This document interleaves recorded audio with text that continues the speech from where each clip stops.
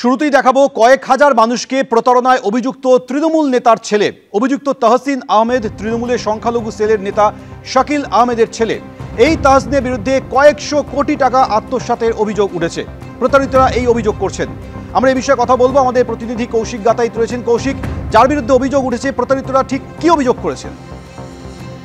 দেখো, যেটা অভিযোগ যে 4 বছর ধরে একটা সংস্থা চালাচ্ছিল তাহসিন আহমেদ, যে শাকিল আহমেদ বলে সংখ্যালঘু সেলের পশ্চিম বর্ধমানের আগে ভাইস চেয়ারম্যান ছিলেন, যিনি প্রাক্তন হয়ে গেছেন এখন, কারণ নতুন কমিটিতে তার কোনো জায়গা হয়নি।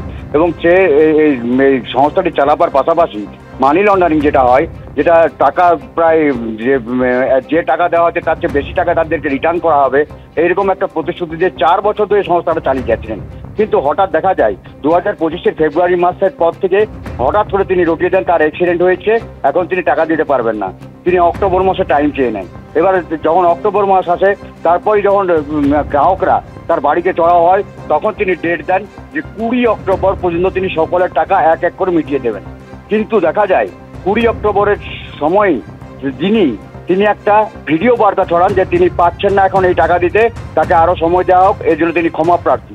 কিন্তু গ্রাহকরা ততক্ষণে যে তাদের যে ধৈর্য, সেই ধৈর্যের সীমা ছাড়িয়ে যাওয়ায় গ্রাহকরা তার বাড়িতে আবার চড়া হয়। তখন তিনি আবার তাদেরকে প্রতিশ্রুতি দেন মার্চ থেকে এপ্রিলের মধ্যে 2026-এর তিনি টাকাগুলো মিটিয়ে দেবেন।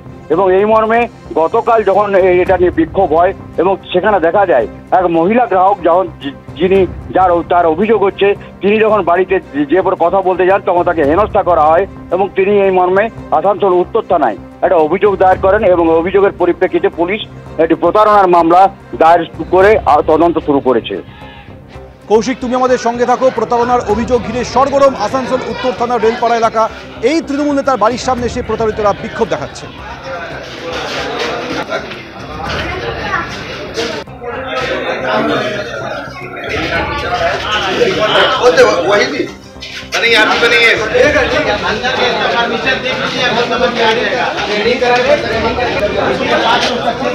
हाँ, मेरा पास 4 गो चाहिए, 4 गो अभी है लेके आ जाओ।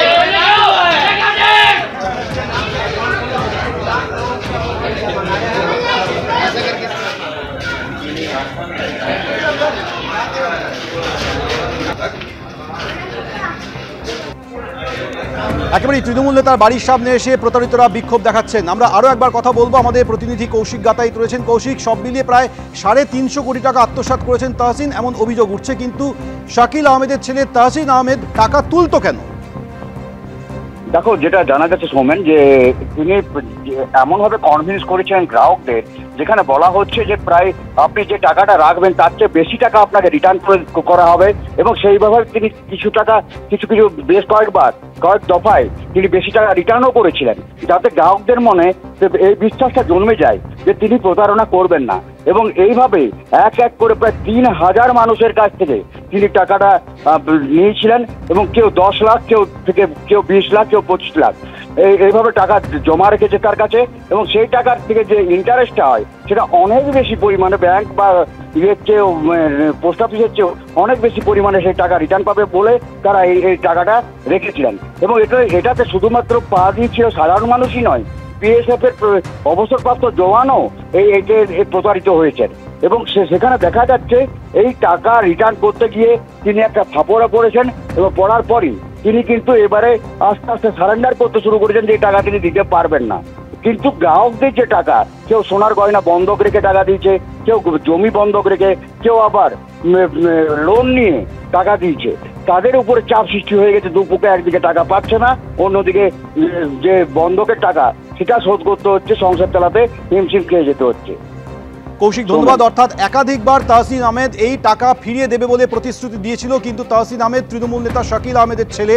সে প্রতিশ্রুতি দেওয়ার পরেও সেই টাকা ফেরত না দেওয়ায় এবার তৃণমূল নেতার বাড়ির সামনে বিক্ষোভ দেখাচ্ছেন প্রতারিত গ্রাহকরা।